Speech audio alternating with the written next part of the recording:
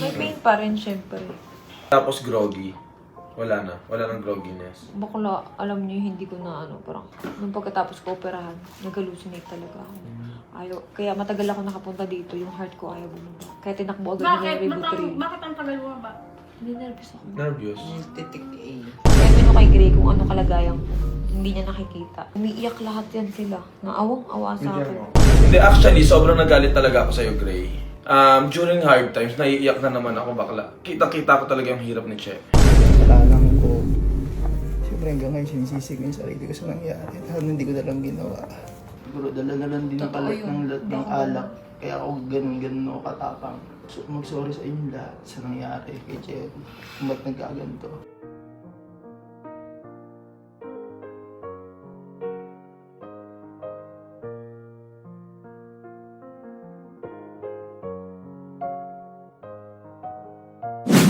Hi guys! Ayan, ngayon yung unang araw na inoperahan ako, umuwi na ako. Bumalik na ako sa Rumba. Alam niyo, ang ganda ng ginawa sa akin tahe. Yung pagkuha dun sa, lang siyang sinipsip. Pero masakit, syempre. Mapula-pula na ako ngayon, hindi na ako maputla. Kaso ang pait ng mga antibiotic. Dahan-dahan. Ito yung taong hindi ako iniiwan. Medyo pumayat ako, syempre. Pero promise, babawi ako. Unti-unti, umuupo ako, ganyan. Kailangan natin magsuklay.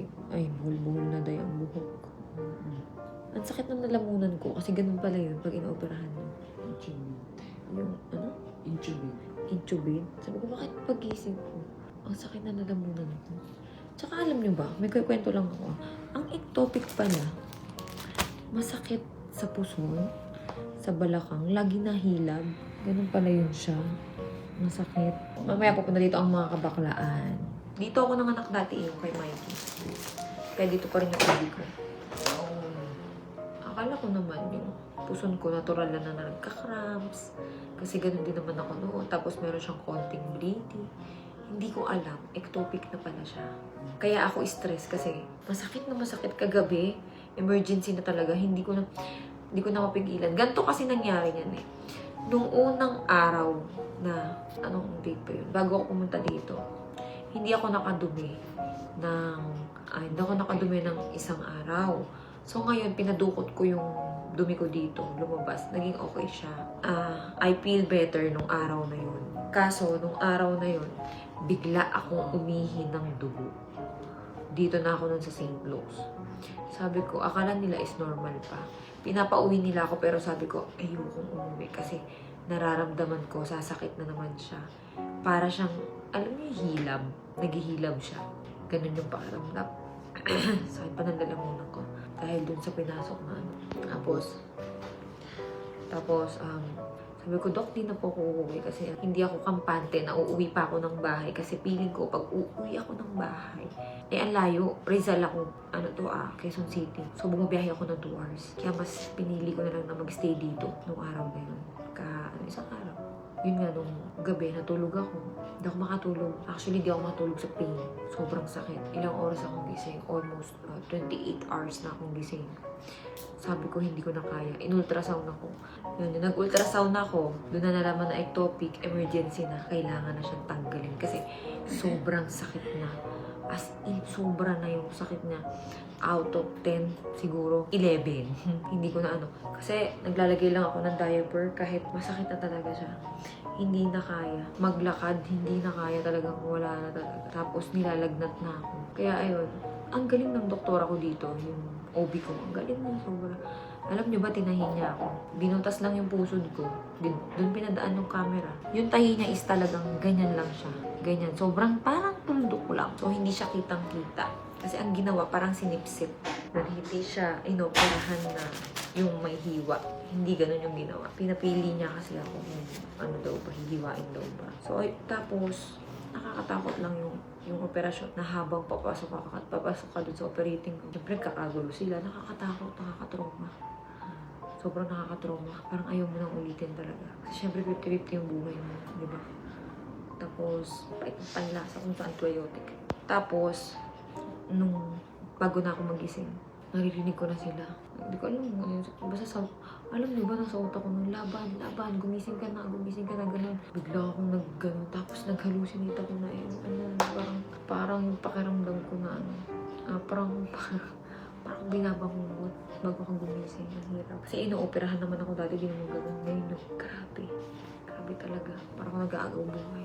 Yung heart ko, kasi na di ba mayroong anxiety. Medyo hindi maganda yung condition ng heart. Ayaw umano, ayaw bumaba. Yung heart ko, mataas yung pulse rate niya. Hindi na sila bakla. Pasok, bakla! Diyan naman kabaklaan. Hindi na ako masyado makapagsalita kasi kapag nagsasalita ako masyado, sumasakit yung lalaban.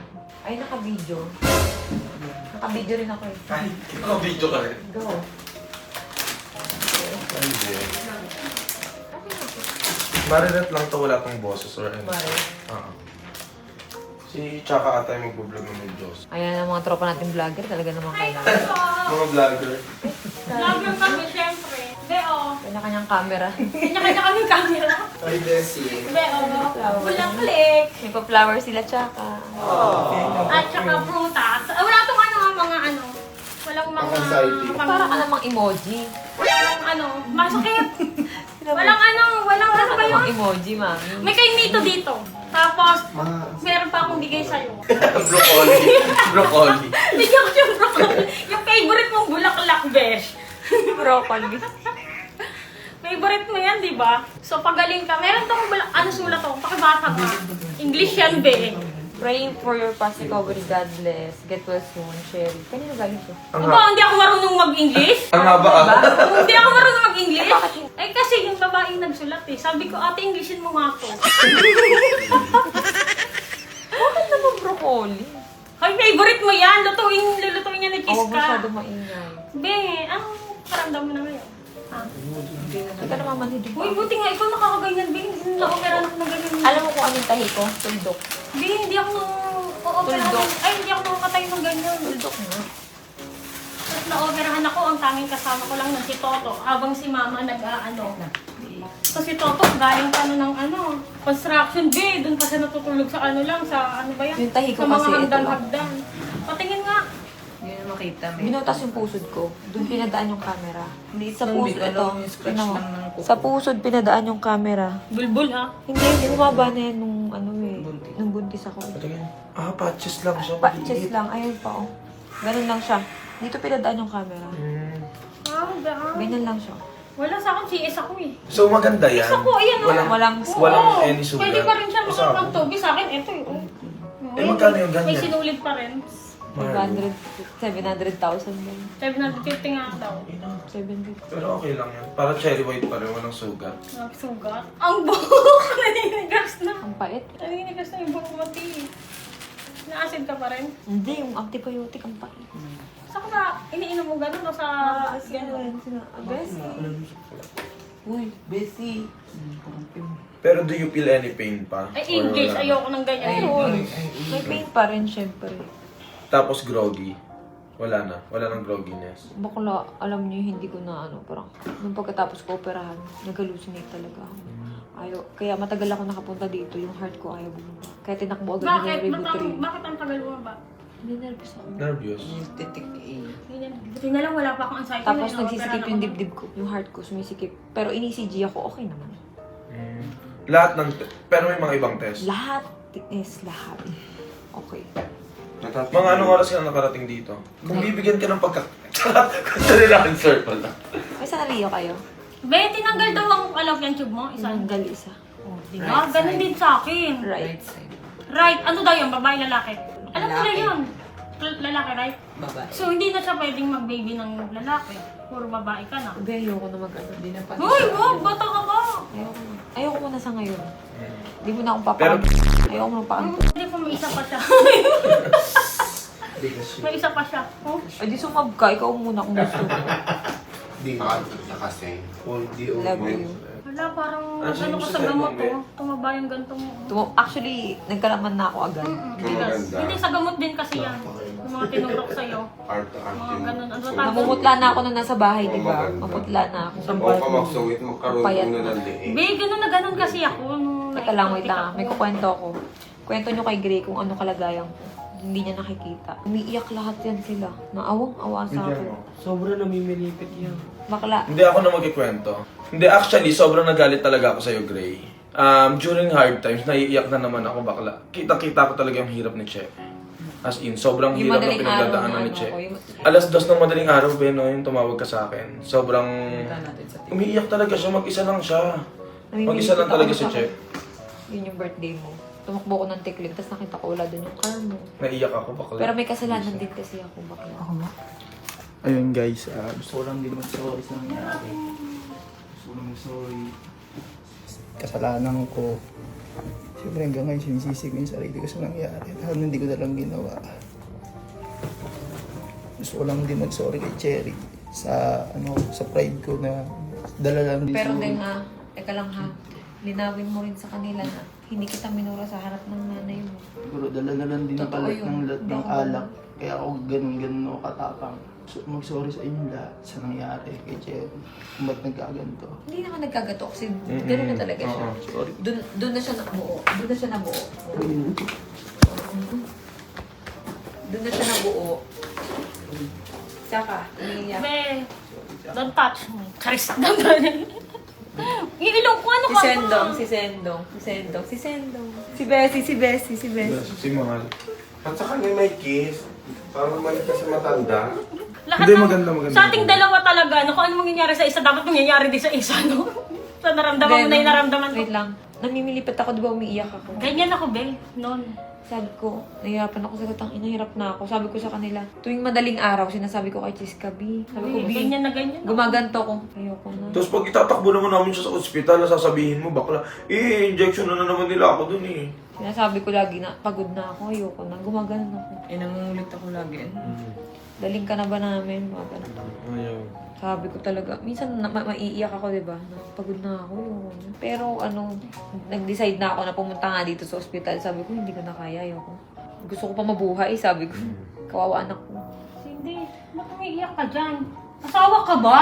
Nakaiyak ka naman. Comfort mo nga. Comfort mo nga sa bulunan. Ayun, so lilinawin ko lang din na hindi naman ako hiniwalayan ni Gray.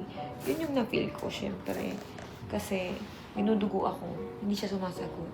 Hindi naman siya... Kaya ka pala kasi dinudugo, nasa labas na pala. Ganyan din ako. Oo, hindi naman niya kasalanan na stress ako, nawala yung bata, hindi kasalanan ni Gray. Ang nangyari talaga is nabuo talaga siya sa labas ng matres. Pero stress na rin ako sa sobrang sakit, syempre. Ganun talaga. Sobrang sakit daw niya, nababasa ko sa Uy, comments. masakit. Ang dami Hindi, naka-experience ano ba? Ako nga, ang hindi ba dalawa? Hindi, ang Beses dami ako. palang naka-experience ng bakla. Kala ko rare yan. Yung pangalawa ko, alam mo, hawakan lang ako ng ganyan. Ano ba? Ano masakit? Hindi nila ako mahawakan, hindi nila alam paano ko dadalhin Yung sa time ospital. na nagdabog ako, Pangalawa na nasasaktan na talaga ako. Papasok dapat kami bawal, di ba, Chiska? Sabi sa amin ng nurse. Pero ako pinapapasok. Tapos bawal ka pa mag-cellphone. Bakla, sabi ko, Kaya nga, ay di na-answer na si Che doon, day. Hindi. Hindi ako na-ansya kasi nakinat-ngat ko, ito meron. Shoot ah. Ito kasi may dextrose. Tapos gutom ka pa ba? Ito may dextrose. So ito may dextrose nun eh. Pinalitan eh. So ito wala. Kaya ang ginawa ko libangan ko. Ganon ako ng gano'n. Naubos. Pag-mental na yun. alam ko kung bakit meron ganyan. Ayun yung ano may allergy mo, di ba? Oo, allergy ako sa- yung allergy niya yan eh. Allergy sa Benadryl tsaka sa seafoods. Sa Benadryl lang mamantal ako. Tapos allergy ka rin sa gamot sa allergy. Alerta, pwede ako. Hindi ako namamagal. Pero at least kinaya mo. Te, ako nga. Actually, tinanggal na yung catheter kanina. Hindi. Ayoko na eh. Nasasaktan ako doon. Bakla, tinubuhan ka talaga. Bakit? Kailangan kang tubuhan. Para doon kay Hina. Emergency kasi. Tapos, ang hina pa ng puso niya. Tapos, tumataas Ang hina ng heart rate rate. niya. Ano, Yung heart ko, di ba, nagre-reklamo ko. Pero, ini-CG ako, okay naman. okay naman. Wala Ano lang namang yung problema. nagpapanik siguro. Siguro sa anxiety ko. Ngayon, may bago na rin akong psychiatrist. Baka nakalabot. Para ano. Yung hindi ko kailangan ng psychiatrist. Okay ba to? Oo. So, yun yung update ngayon. Kailangan ko pa magpahinga. Siyempre, magpapalakas ako. At least, Pa- be. Babalik niya yung dati niya siya. Be, kung alam nila kung paano ko na ganyan, buti nga siya nakakatayo na yun. Ako Hindi, pero guys, okay na si Tatakot Cherry. kasi ako Iba kasi nakadungo yung ka sa ng kanya, tayo. B. Iba kasi sa akin. CS, di ba? oo. CS Sa kanya kasi. talaga maganda. Sa mga nagtatanong, okay na si Tayo. Cherry, pero still nagre-recover pa rin siya. Kaya Mahal kailangan nga. niya pa rin yung mga prayers. Be, ayun nga lang yung ginawa sa akin. Mura-mura pa yun. Naghanap pa si mama at si Toto tsaka ate ni ano. Sa Tsaka mga story. tinanggalan ka ng ngipin. Hindi yun! yung So, yun unang-una guys, yan eh. yun lang muna yung update. Ay, Hayop ka. So guys, ayan si Doktora Pascua. Siya yung nagpaanak din sa akin before. Ayan, yung obi ko talaga. Siya yun. Ang ganda-ganda, di ba? Tapos siya po yung gumawa ng, pinakita ko sa inyo kanina, siya yung gumawa nun. Grabe, parang walang nangyari. Tahilang talaga siya. Ay, ano lang, parang kurot lang talaga. Ang galing. Ang galing sobra. Thank you, Doc. Thank you. Okay, so guys, and syempre, at bago mo tapusin tong video na to, ayan, namimigay po ako ng Gcash, syempre, ayan, at